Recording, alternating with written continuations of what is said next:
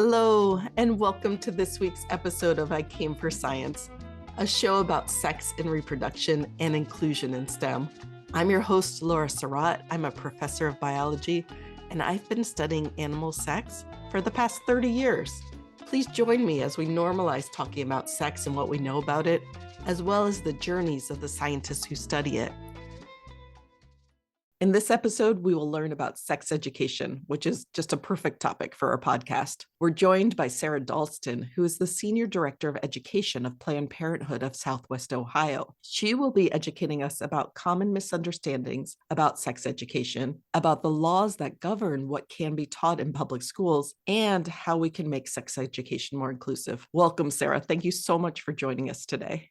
Absolutely. Thank you for having me. Can you tell us about what your job entails? Absolutely. So as the Senior Director of Education, I oversee all of our internal and external education and training services for the Southwest Ohio affiliate of Planned Parenthood. So externally, the roles and responsibilities that I have there, I oversee our everyday function of the department, all of our strategy work, the progress of the education team. I am responsible for developing our yearly work plan and our strategic goals. I work hard on program development and program management. I also hire and train and manage a team of educators. I write grants. I track the deliverables. So there's a lot going on over here. I have a team of 3 external educators. 2 of them are bilingual, and then I also have 1 program coordinator. That's great. Can you give us an example of like some of the topics of your education programs? Absolutely. So our goal is always to provide high quality, non-judgmental, medically accurate is the big piece. And we'll talk about that a lot when we get into what's going on in the state of Ohio.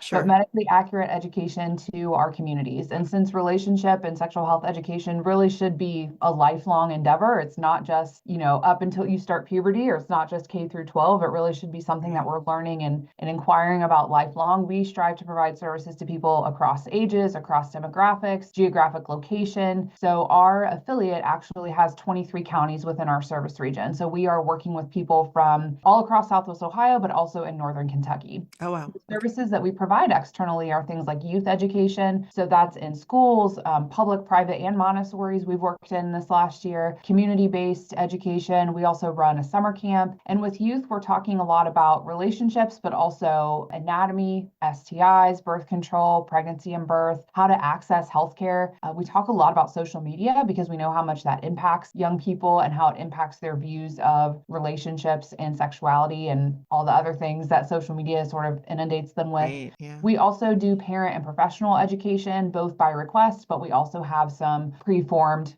recorded sessions that they can watch. We have, I mentioned, 2 bilingual educators. So we do education in Spanish as well in schools and out in the community. One of my favorite prized programs that we have is for people with intellectual and developmental disabilities. So we have groups in one-to-one sessions for people with disabilities, but we also train their support staff and their family on how to continue those conversations. So if they have a 6-week class with us, equipping their staff and their support people to be able to continue to support them beyond, our final class with them. We also in the areas of like sex and sexuality. And, all focused on relationships. Yeah. Health. Yeah. We have some virtual programming as well. And then the last piece is we have doulas at our affiliate. So historically, they've supported our patients seeking abortion care, and they still do, but we're also working to expand them into family planning. So if someone is getting an IUD inserted, which can be painful for some people, or if they're waiting for a test result for STIs or pregnancy, they can have a support person there with them that is unbiased. The outcome of the test to them doesn't matter. They're just there to support that patient in receiving whatever care that they might be seeking out from us. I love that so much. I always think of doulas mostly for people giving birth. I hadn't thought of it as a support person for all aspects of reproductive health.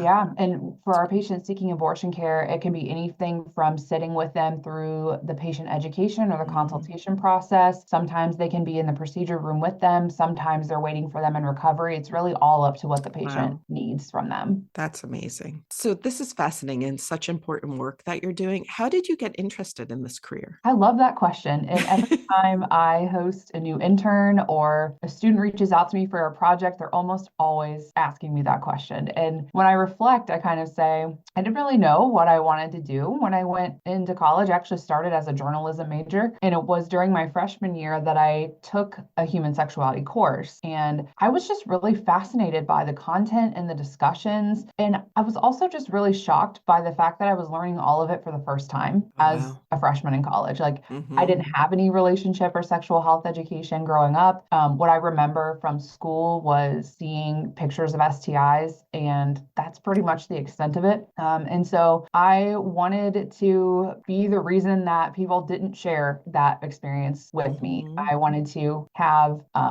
taboo conversations and really challenge people to better understand their bodies and the changes that they might be going through. And I wanted to provide support to people. And I just think knowledge is so incredibly powerful and impactful, and it just can impact the way that, some decisions that people make, right? If you don't have the right information, you can't make informed, empowered decisions. So after I finished my undergrad, I knew that I would likely have to pursue a master's degree to just sort of hone in on my specialty. So I got a master's degree in health promotion and education from University of Cincinnati. And then I grabbed a couple certifications, and then I've been at Planned Parenthood for 8 years. That's great. Yeah. And I think we'll probably say this repeatedly through the episode. Just because you don't get formal sex education does not mean you don't get educated about sex in some way, right? And so Yes. we sometimes hear people say sex education promotes promiscuity or whatever, and we'll get into this, but I did not have a lot of sex education. I nevertheless educated myself about sex, but not from great sources. And I think Right. that's true of a lot of people, right? And more now with the access to online pornography and everything like that. So, Absolutely. yes.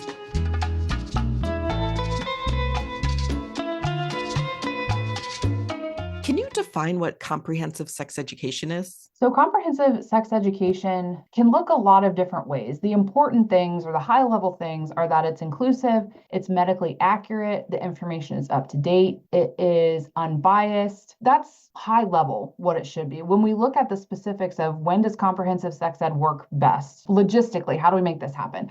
The first thing is that it has to be taught by trained professionals, people who know the content themselves, who are well versed in facilitation skills, who understand how to navigate topics that are so, again, can be heavy on values, that know how to answer tough questions, that know how to manage a classroom. There's all these pieces that go into being able to do this effectively. And just handing a curriculum to a health teacher or a gym teacher or a nurse, while it may be better than having them not learn anything at all, we still really want to make sure the folks that are teaching this are trained on how to properly facilitate and teach relationship and sexual health education. Relationship and sexual health education is going to work best when it's taught early and often throughout the lifespan. So with our curriculum, we do what's called scaffolding. So what they learn in 6th grade is built upon by what they learn in 7th grade, is built upon by what they learn when they get to high school. So we start early. For example, conversations around consent with kindergartners are going to be things like, you need to ask someone before you give them a hug. You need to ask someone before you use their markers. Don't just take something off someone's desk that doesn't belong to you. And then we're going to build on that. And when they get into middle school, for example, it'll be more about consent in friendships and their other relationships. When we get into high school, it'll be more about sexual consent. So you're building So early and often, foundations and building yes, vocabulary. Yeah. absolutely. So early and often, but also setting ourselves up to continue to build upon all of those skills. Another important component is that it has to include information, but it also has to include skill building activities. So again, if we talk about condoms and kids or people know what they are, but we don't talk about how to use them or where to find them, Right. like where to buy them. Mm-hmm. Or if we talk about consent, but we don't practice utilizing consent, saying no, giving a yes. If we talk about pregnancy tests, but we, again, don't talk about where to buy them or how to access them, we don't teach communication skills. A lot of these things are not going to be utilized as effectively as they could because they know about it, but they don't know how to do it, or vice versa, maybe. But it needs to include both information and skill building. has to be medically accurate, which you would think would be a pretty low bar, but Right. there are states not a requirement. It has to be medically accurate. And honestly, I would say part of that is because I would venture to guess a lot of abstinence only curriculums are not medically accurate because they're based on fear. So we went into a school and they hosted us one week, but the week prior they had an abstinence only program in. And we were going through our presentation on protection methods and talking about condoms. And condoms, we know when they're used perfectly, are 98% effective at preventing pregnancies and STIs. And one of the students said, well, the person that was here last week, meaning the abstinence only educator, told us that they fail something like 75% of the time. And I think their thought process, as flawed as it The is educator's something. thought process. Yeah. It's like if we tell them that they don't work, then they're not going to have sex. But the reality is, if you tell them that they don't work, they're just not going to use them, but they're still going to have sex. So the information, people deserve information that's medically accurate, Right. and that's up to date. It's just mind blowing. You wouldn't be happy if they were teaching your kid math the incorrect way. So why do we settle for that when it Spelling comes or whatever? Yeah. So why do we settle for that when it comes to health? Yeah. So next, how does relationship and sexual health education work best? When it's inclusive of LGBTQ youth, when it's rooted in anti-racism practices, and that can mean a lot of things. One example is before we talk about birth control, we talk about the history of birth control, how we got to where we're at. And that is rooted in a long history of inhumane and unethical and non-consensual testing on Black, Indigenous women of color. We can talk about making sure that we are interrupting stereotypes when it comes to relationships and sexual health, making sure that our presentations and our materials are culturally relevant, that we're normalizing those cultural differences around bodies and hygiene and puberty. And for example, whether or not someone starting their period is celebrated or looked at as another day or even hidden. Right. So it's making sure that we're understanding what an anti-racist practice is and what it can look like, but also how it applies to relationship and sex ed. And then the last one is making sure it's trauma informed and approaching every room as if at least one person in there has experienced trauma. Statistically, it's probably higher, but if we approach it as if at least one person in every room has a trauma history and moving forward with that in mind, we're going to create spaces where our learners feel safer. And the second piece of that is making sure that you as an educator understand or at least are familiar with trauma responses and how sometimes it's them acting out, sometimes it's them putting their head down, sometimes it's them making jokes. Like there's a lot of behaviors that may be seen as acting out or trying to make a scene when it could potentially be a trauma response. And it's the same thing with the behaviors where they sort of turn inward. So educating yourself on what it means to be trauma informed, but then also knowing what a trauma response might look like from someone in your room, in your classroom, in your space. It just sounds like it makes so much sense and it has been so well thought through. It's hard to understand why anyone would be opposed to it, but yes.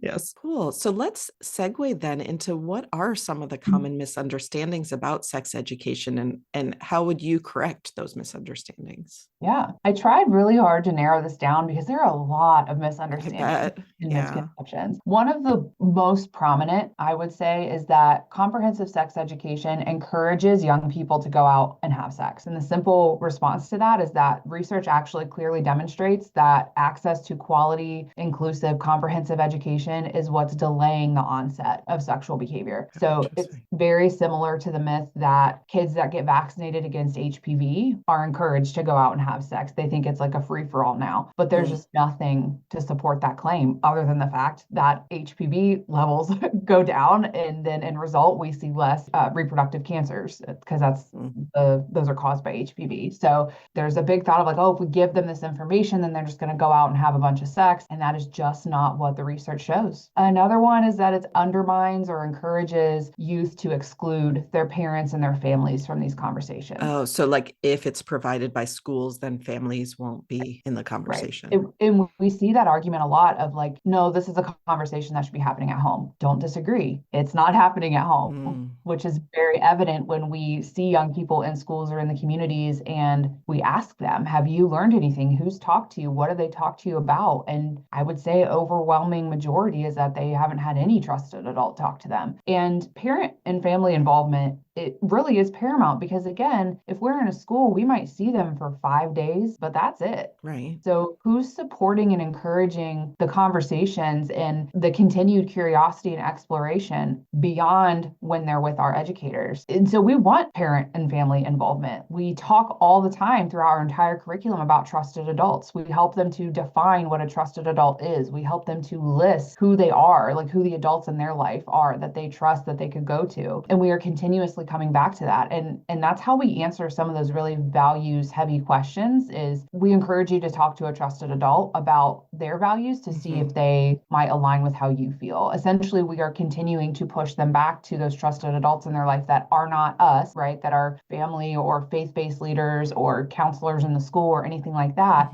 to figure out, where their values might fall. So the myth that educators are undermining or are encouraging kids not to talk to their parents, again, is just not true. Right. And it sounds like what some people think is that sex educators are saying this is morally right and this is morally wrong, but you're not saying anything about morality. You're just giving them information. And then those moral judgments and those values judgments should be with their trusted community. Absolutely. Okay. What's another misconception on your list? Next is kind of twofold. One is that comprehensive programs don't talk about abstinence, which is not true. Abstinence is the only 100% effective way, when used correctly and consistently, to prevent STIs and unplanned pregnancies. The viewpoint, though, is that if and when someone decides to become sexually active, they need to be equipped with the information and skills to keep themselves and their partner safe. So while we talk about abstinence as an option, and it is certainly a prevention tool, we also know that eventually most people are going to engage in sexual activity at some point. So yes, we do talk about abstinence is the most effective way. We do talk about abstinence as likely the best choice for, school-aged youth. However, if and when you decide to make this choice for yourself, we want you to have the information and the skills that you need to be able to advocate for yourself, to be able to, give and get consent, to be able to talk about protection methods with your partner, to be able to access appointments or schedule appointments or talk to a trusted adult about making an appointment. So a lot of times it's like, we're not talking about abstinence at all. And so the second part of that twofold is that abstinence programs work. That's the misconception. Such a myth, a misconception. Research shows us that they don't. They're often, again, really focused on blame and shame. They're often not inclusive, and I would even say at times outwardly exclusive and discriminatory against our LGBTQ youth, our BIPOC youth, our pregnant and parenting teens, because so often the approach is you don't want to get pregnant. That's the worst thing that could happen to you. And look at all these awful things that happen to teen parents. So the approach of abstinence only does not work. However, it doesn't mean that comprehensive programs aren't effectively talking about abstinence as an option, as a tool, as a choice that anyone can make at any time. Good. Do you have other misconceptions you want to share? I have one more, and the big one, it kind of connects to the first one of how it's encouraging kids to have sex. The other one is that comprehensive sex ed doesn't work. It doesn't do anything. The research behind this shows, I think 6 or 7 bullet points on what comprehensive sex ed does do. So the first one is it reduces risky behaviors. So this is the correction of the misconception. The misconception is that it doesn't work, and this is what the evidence actually shows. Correct. So evidence shows that youth who participate in comprehensive sex education are more likely to delay their onset of sexual behavior. They are more likely to have fewer partners, and they're more likely to have fewer experiences of sex without a protection method. So there's an increased use of protection, specifically condoms, when youth have access to comprehensive sex ed. There's a reduced rate in STIs and teen pregnancies. There's actual data that shows improved academic performance. They feel more prepared for physical and emotional changes because they've been taught about it. They know what's happening to their bodies, and it's not this big mystery because they're prepared, they're equipped. Comprehensive sex ed also teaches respect and consent. So there are some ties to reduce violence perpetration because we're talking about consent and they're understanding what it is and what it isn't. So overall, there is a reduced risk for violence, exploitation, and abuse because we're educating on topics like consent and boundaries, social media safety, communication, all these things that can go into reducing things like violence and abuse. So that's really helpful to clear up those misconceptions about sex ed.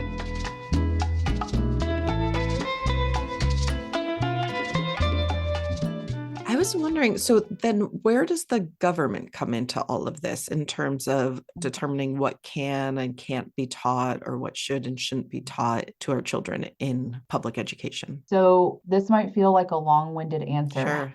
but it's because there's a lot to Yeah. unpack. So the first thing I'll say is decisions about sex ed are made at the state and local level. Okay. So there's no No federal federal. regulation. Okay. Ohio is the very last state without health education standards. So there are standards and indicators for every other topic and subject that they teach in school aside from health. The other important piece here is that Ohio is what's called a home rule state. So each district gets to decide how they meet the requirements that are laid out by the state and the Board of Education. So you can probably imagine this leads to incredible inconsistencies, not only across the state in general, but just from district to district. Right. So we can have one district that's teaching quality, medically accurate, inclusive education, and a district 2 miles down the road is teaching abstinence only. Right. So that the home rule state piece and not having standards really work together to, again, just lead to massive inconsistencies. So looking at specifically what Ohio law says, so because there aren't health standards, what happens is the districts fall back to what's written in the Ohio Revised Code. So the Ohio Revised Code says that curriculum must, number one, stress that students abstain from sex until after marriage. So the abstinence only until marriage component is literally written into the Ohio Revised Code. It says that the curriculum must teach the potential, quote, physical, psychological, emotional, and social side effects of having sex outside of marriage. It says that they must teach that conceiving children at an early age or outside of marriage increases the likelihood of hardship in life, which that's actually better than how that used to be phrased. They recently changed it, but it used to say that you had to talk about essentially the impact on society of having a teen. Okay. It was really awful. Yeah. You also have to teach that STIs are a possible hazard of sexual activity. Great. I can get on board with that. That's part of informed decision making. You must advise students of laws pertaining to financial responsibility of parents to children born inside and outside of marriage. You must advise students of the circumstances in which it is criminal to have sexual contact with a person under the age of 16. And then finally, they must emphasize adoption as an option for unintended pregnancies. So it's the code. So does that mean it's law, like that the schools have to do these things? Those aren't things they can decide district by district. Okay, so they have to do these things. Okay. And then there's a couple additional pieces as far as implementation goes. So if schools offer anything beyond the bullet points that I just listed, they must get opt-in, like written permission from the parent, and include the name of the instructor, the name of the curriculum, the name of the vendor, where that education is coming from. They also have to offer an opt-out component to all of this. So at any point, a parent can opt their kid out of it. Ohio has no requirements that this education be medically accurate or include any instruction on consent or sexual orientation, gender identity, and expression. There is an annual audit done by the Department of Education on this STI education, and it will mark districts as either compliant or non-compliant. And if they were to bring in someone specifically to talk about sexual orientation, gender identity, and expression, for example, that's an additional written permission slip. Right. Wow. So there's one more layer to this also. Oh, more. Okay. So we know, there's more. We know that Planned Parenthood in this country is our largest provider of sex education. Nationally, all of our affiliates, we reach over 1 million people every year through education and outreach. We are trained, we are competent, we are equipped, we're often certified.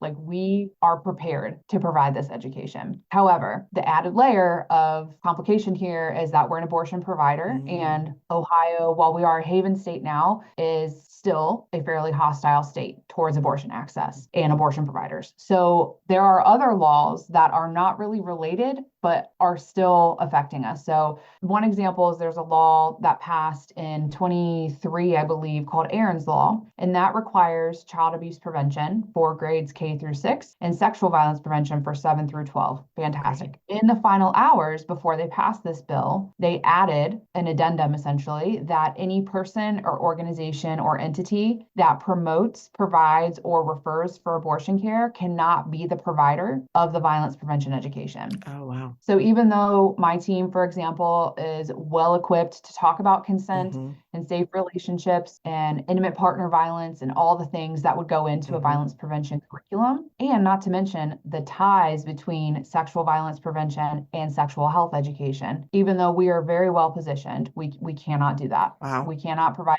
schools because our organization as a whole provides abortion care. So that helps us transition to thinking about what you would recommend to educators and caretakers, trusted adults who want to help children become fully educated about their bodies and sexuality. What would you recommend that they can do just at home or in their organizations? Absolutely. I actually polled my team on this. Some of them are parents. They're all doing work in the community. And I was like, can we condense this? Can we give a really strong, powerful answer Yes. in just a couple bullet points? So the first one is make sure they have space to ask questions. And that comes from a lot of other groundwork that you're laying. But part of that, for example, is when they do ask a question, even if you were not expecting it, if it completely throws you off, if it makes you uncomfortable, try your best to manage your reaction to it. Wow. So if I'm a fifth grader and I ask you a question and you say, where did you hear that? Or who told you that? Or you have this overly, like almost overactive Like or over something's wrong emotional. with what they're saying, Yeah, like right? something's wrong with you. Do you think they're going to come back and ask you a question the next time No something is way. rolling around their brain? So I always tell people, if it's a question that makes you feel any type of way, you can name that. You can say, that's a really great question, and I'm actually not sure how to answer it. How about I take some time to look it up and get comfortable with the information, and then I'll come back to you. It's okay if you don't know the answers on the fly. It's okay if it shocks you or makes you uncomfortable. Be honest with that reaction. Commit to something. Either let's look it up together, or I'll look it up, or let's talk about this after dinner or tomorrow in the car ride on the way to school, and then actually follow up on that commitment. So just think about how your response is going to lay the groundwork for them to continue to come back to you. The second one is early and often. Start the conversations early, have them often, work them into life.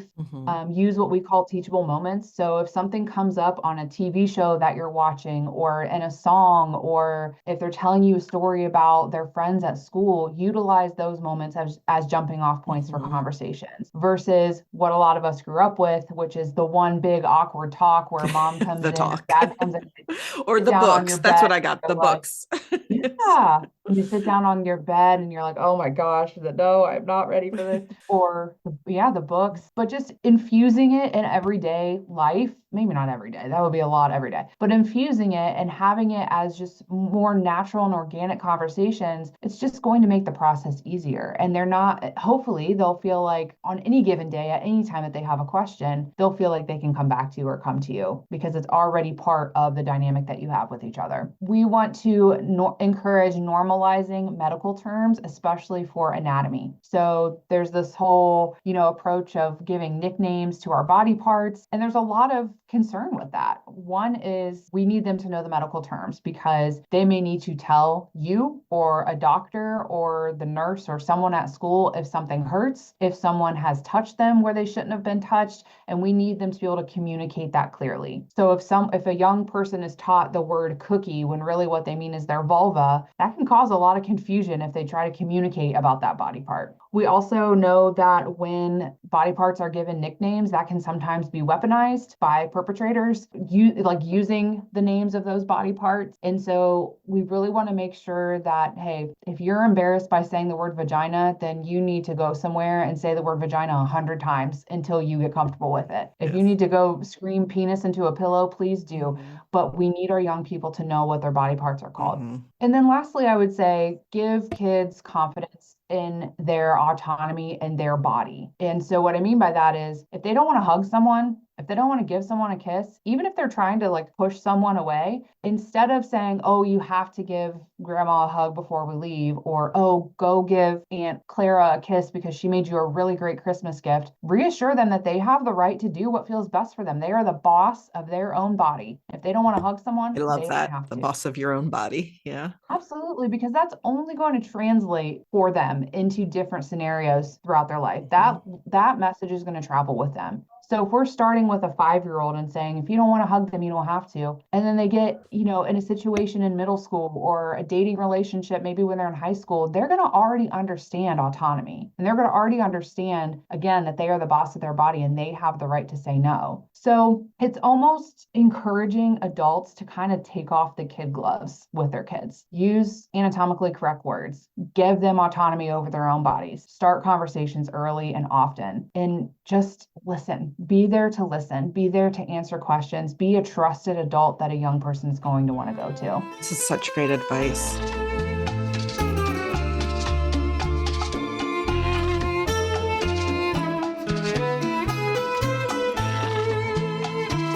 This has sparked so many more questions that I have for you.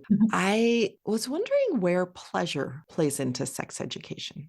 When we talk about relationships and sexual health, some of the areas that pleasure might come up is one, when we're teaching anatomy. So we are going to talk about all the body parts, their names, but also their functions. So we typically say, just like our respiratory system helps us to breathe, and our skeletal system helps us to be able to move our limbs, and our nose hairs keep stuff out of our nose so we don't get sick. Every single part of our body has a job, and that includes our reproductive and sexual systems. So when we go through bodies of the penis, for example, and we talk about the penis and specifically the head or the glands, we'll talk about pleasure in that sense. When it comes to bodies with a vagina and we talk about the vagina, we'll say, well, the vagina is where babies come out of. It's where menstrual fluid and vaginal discharge comes out of. It's where a tampon or a menstrual cup might be inserted for periods or period management. It is where maybe a penis or a toy or a finger might be inserted for pleasure. And then the same thing when we talk about the clitoris. We say the clitoris' sole job is pleasure. That's all it's there for. And what we mean by pleasure is that it feels good for someone when it's being touched or stroked. And so we talk about that very candidly because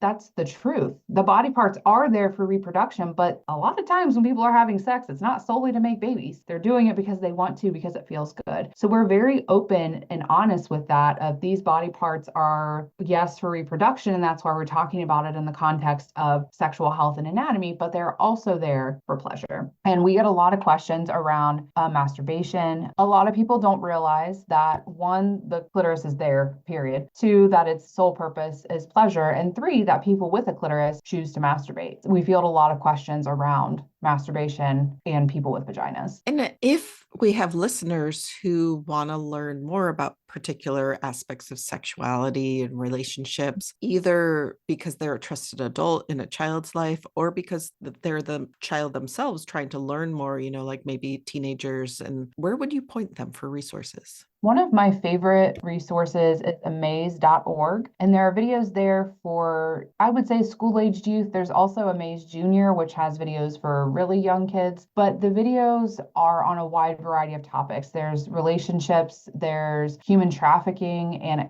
extortion. There are videos on anatomy and sexual orientation and gender identity, pregnancy and birth, condom use, pretty much any topic you can think of that falls under this umbrella of relationship and sexual health. There's an Amaze video out there for it. And they also have them translated into a ton of different languages. So they're pretty accessible in that regard. If you're a parent and you're someone who's advocating for this at your local level, I would encourage you to become familiar with those national sex ed standards and just figure out what's being taught in your district. That's going to be the first step, is what is being taught and by who. That should be public record. The public school curriculum should be public record. So should you call or attend a school board meeting, they should be able to tell you. But it's just, I think it's informing yourself of what's actually going on before you can figure out what your action steps are to make change. We've also had a great experience with the Unitarian Universalist program, or Our Whole Lives, or the OWL program. Yeah. That's been great, and has different age groups too. And does Planned Parenthood have resources for adults for providing sex education? Yes. Yeah. So there's our national website, which would be plannedparenthood.org. And then our local affiliate website is ppswo, so ppswo.org. And that'll have information on all of the programs that our specific affiliate provides. That's great. So Sarah, thank you so much for joining us and educating us today. I really appreciate all your insights. Absolutely. Thank you for having me. I could talk about sex education all day long. Okay. So well, we'll have you back sometime. That's perfect. That sounds great. I would love to. Great.